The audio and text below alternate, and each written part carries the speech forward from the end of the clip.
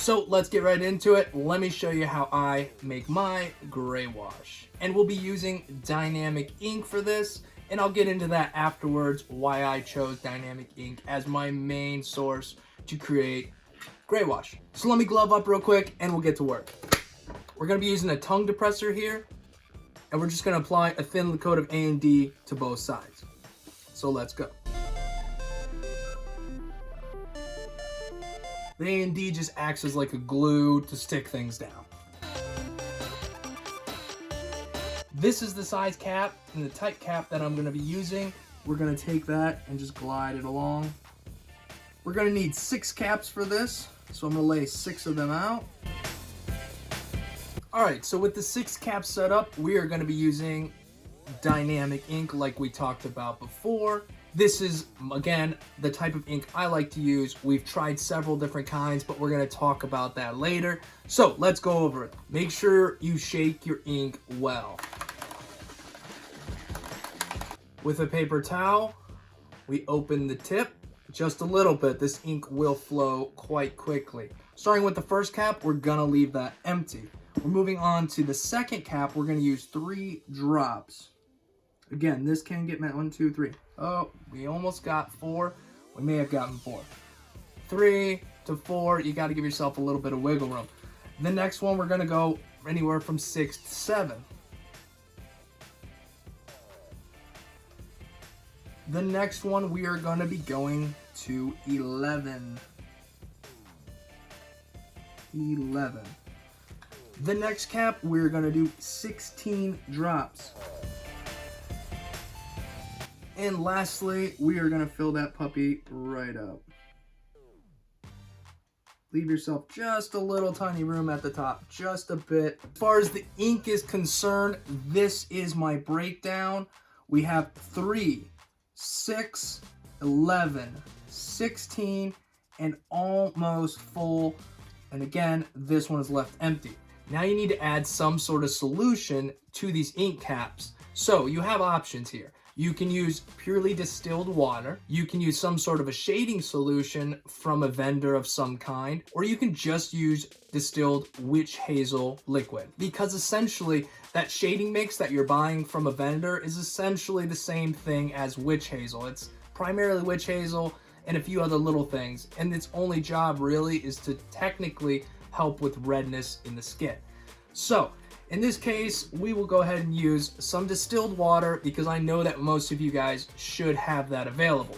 If you do not, again, like I did with color, they sell products like this, where this is just an intense shading solution. I use this most of the time, but if I'm out or whatnot, then I absolutely will use distilled water. So again, like I said, we're gonna be using water. So that first cap, just water. Second cap, all the way up. Third cap all the way up. Fourth cap all the way up. Fifth cap all the way up.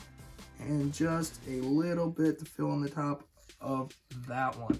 And there, guys, is how I mix my ink. Next, all you have to do is mix this ink up. What you could use is your machine. You could take your machine and start from your lightest gray wash. Have the machine running in your hand and mix it. Go from one to the next, to the next, to the next, starting from light, going to dark. Because if you start from dark and go to light, you're going to be mixing those darker tones in with the lighter.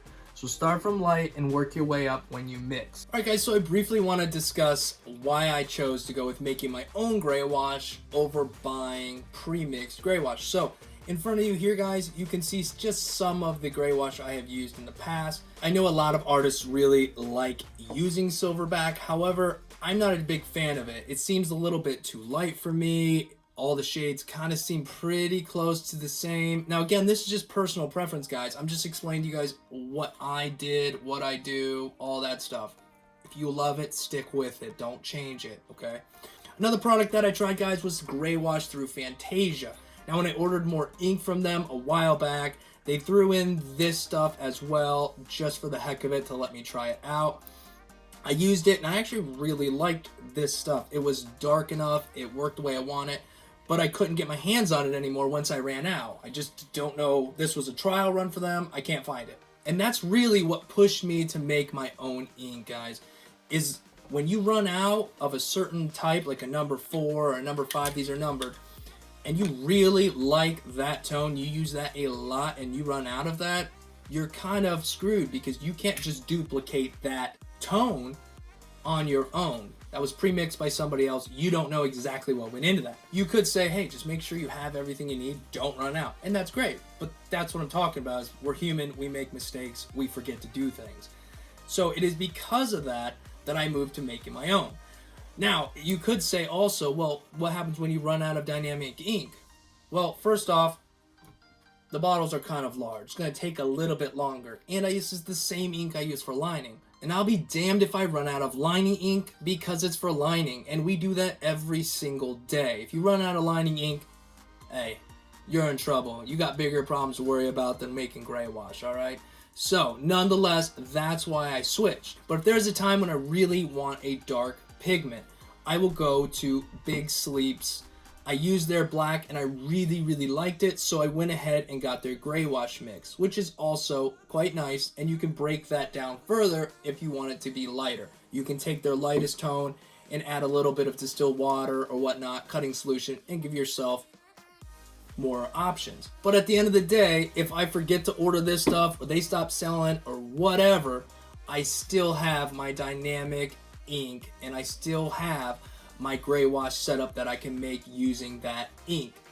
So don't be afraid to just stick with one kind of gray wash, and don't be afraid to change what I do. If you're looking at what I do and you want to do that, go ahead. But as time goes on, don't be surprised if you end up with more caps, less caps. Lastly, guys, you might be wondering what this empty cap with just mixing solution in it is for.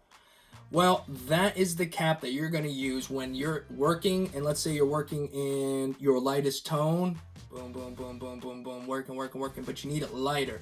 You take that, dip it in your light tone, and then hit it in the water. And that's going to give you a little bit lighter of a tone, a little bit lighter of a gray. So that's why I keep that there. It just allows me to dip in when I want to adjust a tone a little bit more. Sometimes I'll have 2 of them empty right here, just full of mixing solution. Sometimes if I know there's a cap that I'm going to be using a lot of, I'll mix a second one of them and have it there. But nonetheless, this is it, guys. Again, you have 0, 3, 6, 11, 16, and pretty much full. And then we fill it up with mixing solution, stir it up, and you guys are ready to rock. So I hope that helps. I've linked a couple videos here that might also help you. So if you guys enjoyed this video, give it a thumbs up, subscribe if you haven't already, and ring the bell to get notifications when I post. Until next time, guys, peace.